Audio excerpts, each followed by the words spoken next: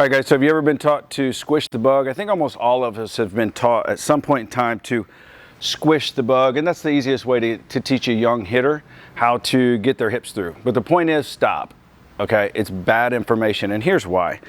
If I'm gonna sit, and we know that we want to take our barrel direction through the middle of the plate, and we've all done the drill when we do this. And we want to take the barrel from our shoulder through the zone. But if I squish the bug, here's the problem with it. Now my weight goes here. It goes into the front of my foot. It's absolutely 100% impossible to create a hinge if I'm in the front of my foot. So the moment that I teach a young hitter to come out of his hinge to create his spin or squish or his turn, I'm actually taking him out of his rear hip, which is going to be his most power.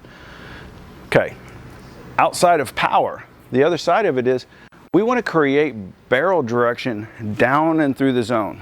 So it'd be impossible if that starts to spin. The next bone on top of it that's going to turn, because again, we've talked about 90 degrees with our spine and everything, is our hip bone. So as it turns, now this hip bone is coming out and around this hip bone too soon.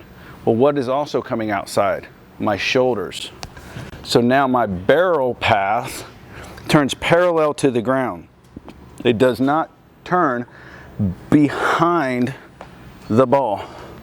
It's going to pretty much every time turn your swing into a parallel here.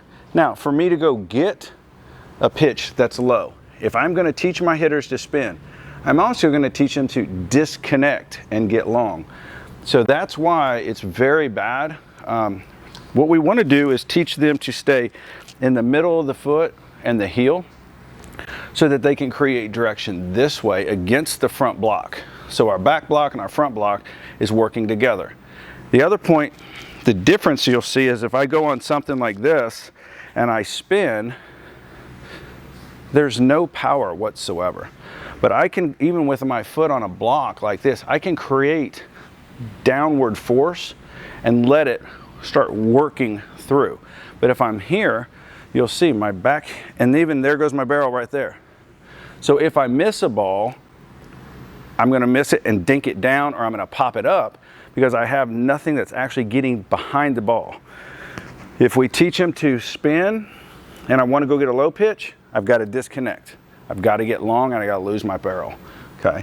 If I teach to come through here, hit the block and turn, then my barrel doesn't have a choice but to get behind the ball and stay through as long as possible. When we spin, we're going to create a pull swing when we know right now most high school pitchers are working out, and we're going to create a pull swing even though we know that the strike zone is moving on its way out. Doesn't make a lot of sense there, okay?